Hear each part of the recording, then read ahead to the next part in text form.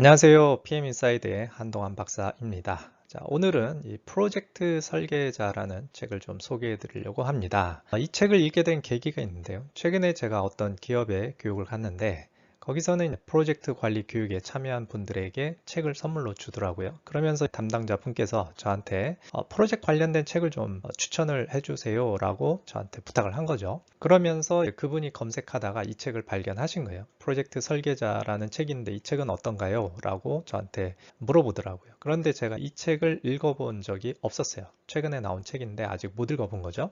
그래서 제가 일단 읽어봐야 추천을 할지 안 할지 좀 결정이 될 것 같아서 지금은 추천하기가 좀 곤란합니다. 이렇게 말씀을 드렸더니 그분께서 이 책을 저한테 선물로 보내주셨습니다. 그래서 이 책을 읽었고요. 이 책을 읽고 나서 이 책에 있는 주요 내용들과 그리고 어떤 분들에게 이 책을 추천할 수 있는지 그런 내용을 좀 정리해서 전달을 해드리려고 합니다. 일단 한글 제목은 프로젝트 설계자라고 돼 있죠. 그래서 이 책의 내용을 보니까 주로 프로젝트의 사전 준비 쪽에 대한 얘기를 많이 합니다. 전문 용어로는 기획이라고 얘기를 하는데요. 그래서 프로젝트 설계자를 다른 말로 바꾸면 프로젝트 기획자 이렇게 바꿔도 될 것 같아요. 프로젝트를 사전에 준비하는 쪽에 좀 초점을 둔 내용을 다루고 있어서 한글 제목을 이렇게 짓지 않았나 이런 생각이 듭니다. 원서의 제목은 프로젝트란 말이 없어요. How Big Things Get Done 이라고 되어 있습니다. 한글로 얘기하자면 큰 일을 완수하는 방법인데요. 여기서 Big Thing이라는 것은 큰 프로젝트를 얘기합니다.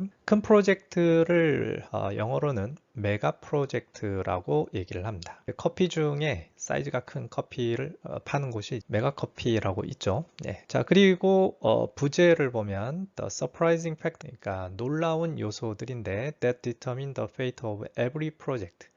모든 프로젝트의 운명을 결정하는 놀라운 요소들이다. From home re-innovation to space exploration and everything in between 이렇게 돼 있죠. 홈 리노베이션 프로젝트는 좀 소규모 프로젝트죠. 근데 우주 탐사 프로젝트는 사이즈가 굉장히 큰 프로젝트입니다. 그래서 작은 프로젝트부터 큰 프로젝트까지 프로젝트 운명을 결정하는 놀라운 요소들을 소개를 한다라고 부제가 되어 있습니다. 그래서 이 책에 보면은 홈 리노베이션에 대한 예시가 나옵니다.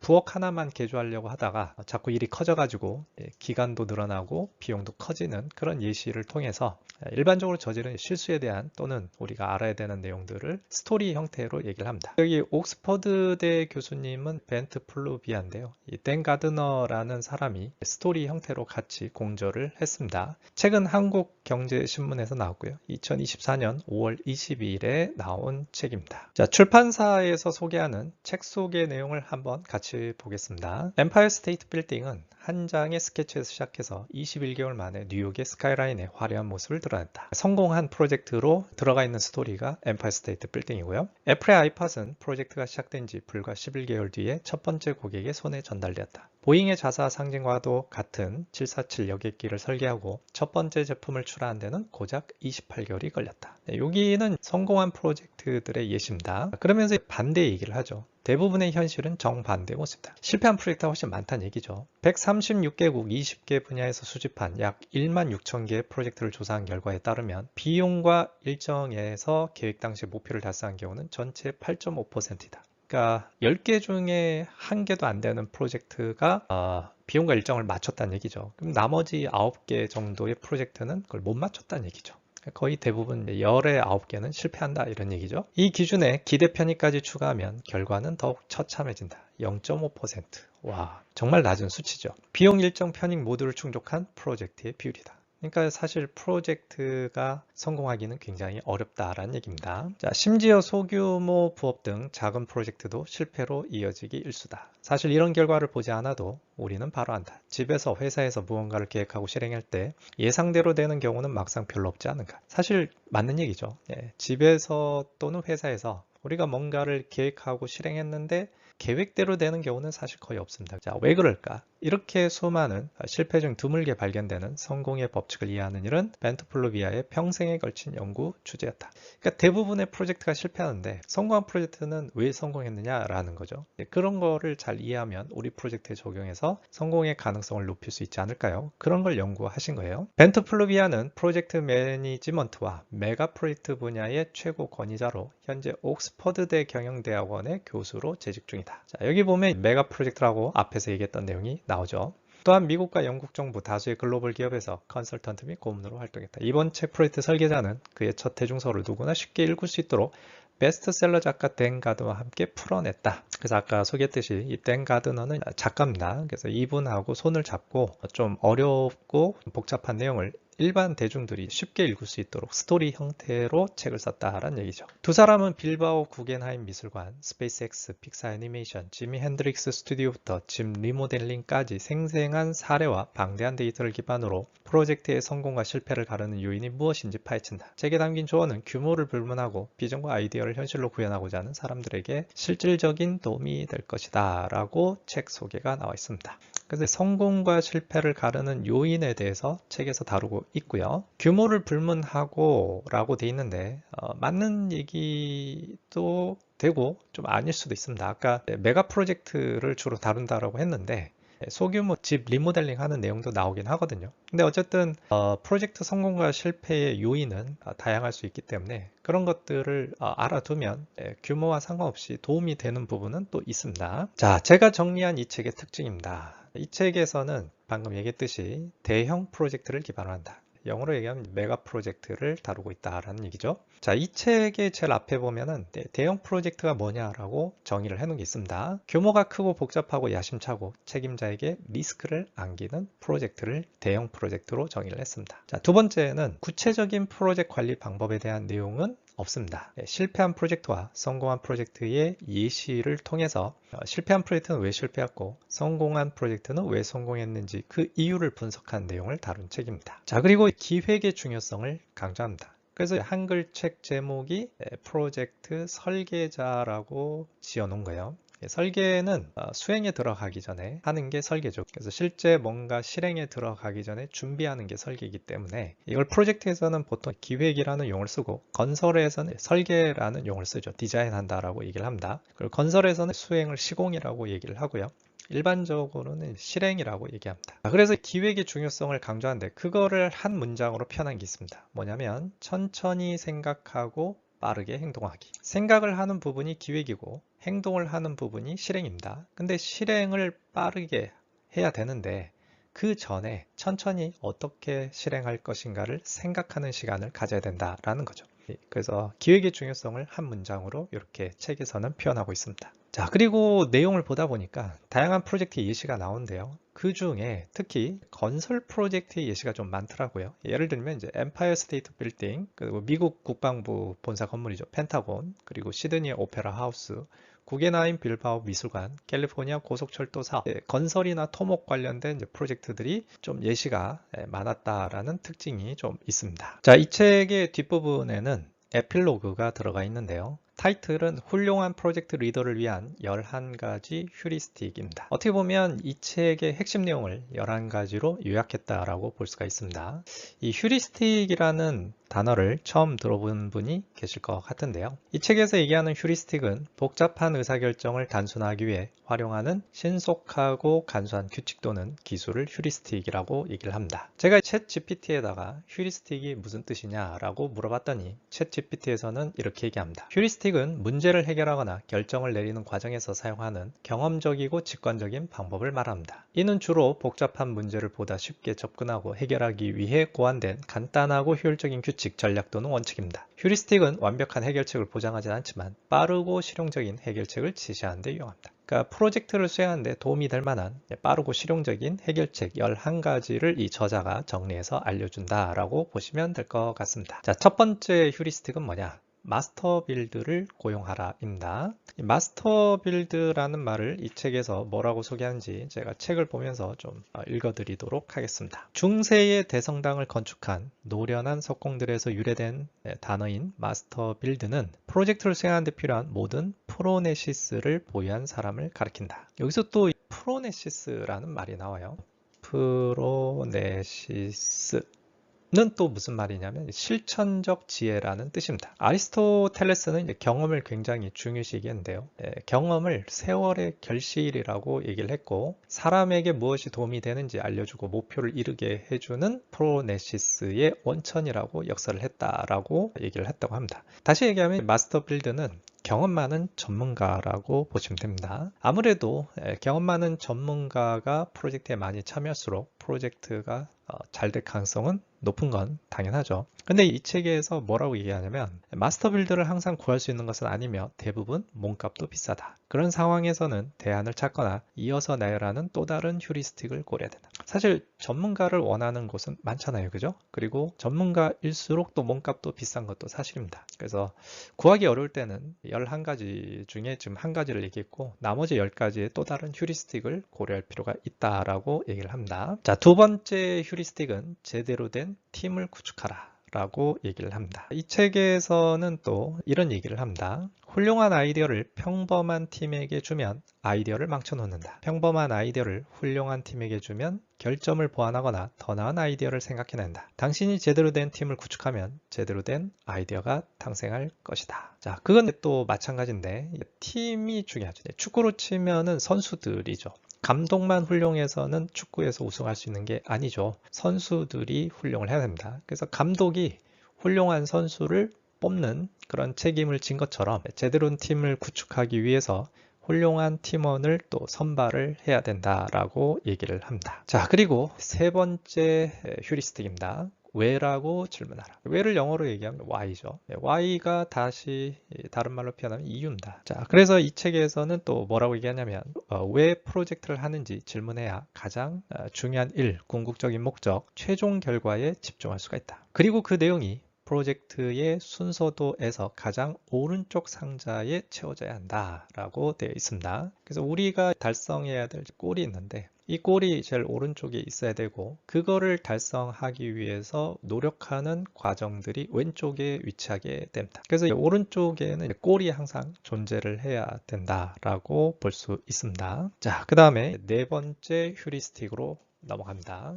레고를 쌓아 올려라. 여기서 얘기하는 레고는 진짜 레고 브릭을 얘기하는 게 아니라요. 프로젝트를 모듈화 시키는 걸 얘기를 합니다. 그래서 레고를 쌓아 올리듯이 프로젝트를 모듈화 시키게 되면 그 모듈을 똑같이 복제하고 결합시키면서 프로젝트의 어떤 속도라든지 품질이라든지 이런 걸 높일 수 있는 부분을 얘기를 한 게 레고를 쌓아 올려라 입니다. 자, 이 책에서는 또 뭐라고 얘기하는지 잠깐 설명을 드리면 가장 좋은 방법은 작은 것을 쌓아 올려 큰 것을 만드는 것이다. 작은 케이크를 굽고 또 다른 케이크를 굽고 또 다른 케이크를 굽는다. 그리고 이들을 쌓아 올린다. 이게 예시가 뭐냐면 웨딩 케이크입니다. 아마 한 번쯤은 보신 적 있을 거예요. 웨딩 케이크 3단, 4단, 5단 뭐 이렇게 돼 있죠. 그래서 큰 케이크 위에 또 작은 케이크 올라가고 그 작은 케이크 위에 또 작은 케이크 올라가고 또 그 위에 또 조그만 케이크 올라가고 제일 위에는 신랑 신부 모델 같은 피규어가 올라가죠. 이런 식으로 레고를 쌓듯이 하게 되면은 프로젝트가 훨씬 도움이 된다라고 얘기를 합니다. 그래서 이 책에서 또 이런 얘기를 합니다. 프로젝트의 규모가 커질수록 이 구성 요소들은 더욱 빠르고 크고 저렴하고 효과적으로 결과물을 창출한다. 그래서 결과물을 빠르고 효과적으로 저렴하게 창출하려면 모듈화를 시켜야 된다라고 얘기를 합니다. 그거를 레고로 비유해서 설명을 합니다. 다섯 번째 휴리스틱입니다. 앞에서도 한번 얘기했었죠.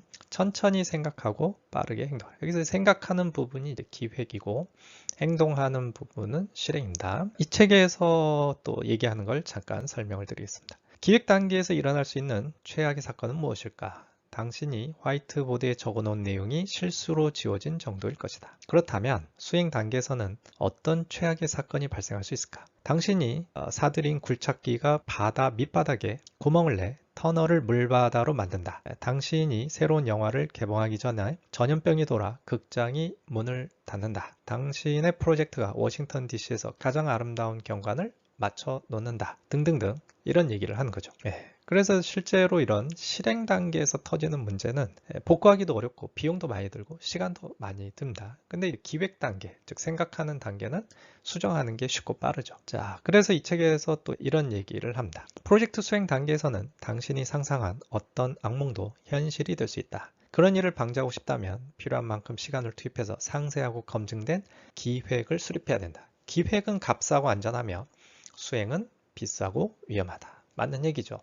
그래서 우리는 실행 전에 기획에 많은 노력을 투입할 필요가 있다라는 얘기입니다. 자, 여섯 번째 휴리스틱은 외부적 관점을 개발하라입니다. 책의 내용을 잠시 보겠습니다. 당신의 프로젝트는 특별하다. 하지만 당신이 누구도 상상조차 하지 못했던 일을 시도하지 않는 이상 그 프로젝트가 세상에 유일무이하지는 않을 것이다. 즉 어딘가는 그와 비슷한 프로젝트를 수행한 참조 집단이 존재한다. 자, 내가 프로젝트를 수행할 때 그 프로젝트에 대한 여러 가지 예측을 하는데요. 이 예측은 대부분 경험을 기반으로 하는 게 도움이 되는데 내가 경험이 없다면 외부에 내 프로젝트와 유사한 프로젝트의 데이터를 활용하는 게 도움이 될 수 있다라는 얘기입니다. 그래서 내 프로젝트 안에서만 뭔가를 찾으려고 하지 말고 내 프로젝트 밖에 있는 다른 프로젝트들을 좀 살펴보고 참조할 만한 내용이 있는지를 살펴보는 게 도움이 된다라는 얘기입니다. 자, 7번째는 리스크를 조심하라입니다. 리스크 없는 프로젝트는 없죠. 그래서 리스크를 조심하라라는 부분은 아무리 강조해도 지나치지 않은 얘기라고 말씀드릴 수 있을 것 같습니다. 자, 8번째 휴리스틱으로 넘어갑니다.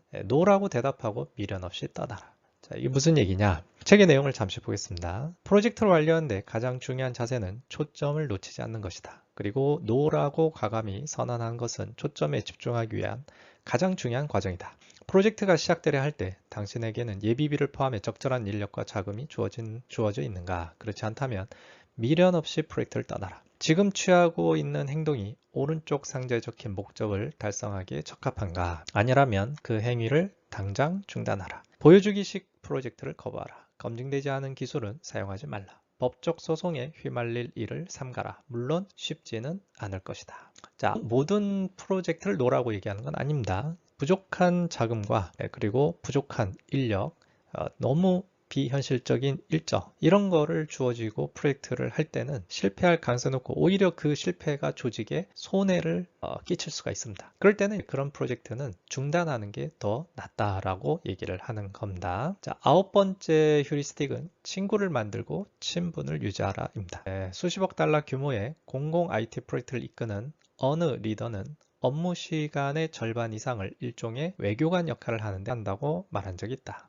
프로젝트에 중대한 영향을 미치는 이해 당사자들과 친분을 쌓고 그들의 지원을 얻어내기 위해 노력한다는 것이다. 자, 여기서 얘기하는 친구는 우리 프로젝트의 우호적인 이해관계자를 얘기를 하고 그 사람들과 친분을 유지해야 그 이해관계자들이 우리 프로젝트에 도움을 주게 된다라는 거죠. 그래서 이거는 약간 정치적인 부분도 포함이 됐다라고 볼 수가 있는데요. 향후에 좀 프로젝트에 위기가 닥쳤을 때 이런 친분을 유지하고 있는 핵심 이해관계자들이 도움을 줘서 프로젝트가 위기를 잘 극복할 수 있도록 해줄 수 있기 때문에 중요한 이해관계자하고는 항상 친분을 유지하는 게 도움이 될 수 있다라는 얘기입니다. 자, 10번째는 기후위기 완화 프로젝트를 수행하라입니다. 자, 책에서는 이렇게 얘기합니다. 오늘날 기후위기를 완화하는 일만큼 우리에게 시급한 과제는 없다. 비단 공공의 이익뿐만 아니라 당신의 조직, 당신 자신 그리고 당신의 가족을 위한 일이기도 하다 이렇게 얘기를 합니다. 그리고 그 사회에 도움이 되는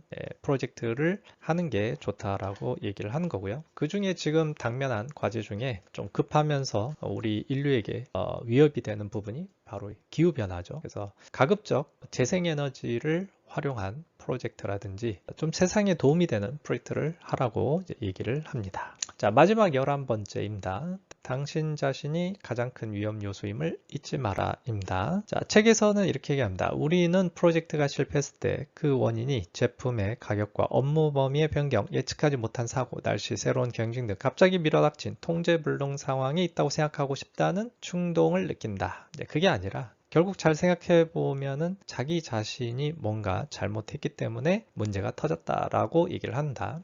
예전에 들었던 얘기가 성공한 사람은 거울을 보고 실패한 사람은 유리창을 본다 이런 얘기가 있더라고요. 유리창은 투명하게 통과돼서 밖을 보여주지만 거울은 나 자신을 보여주죠.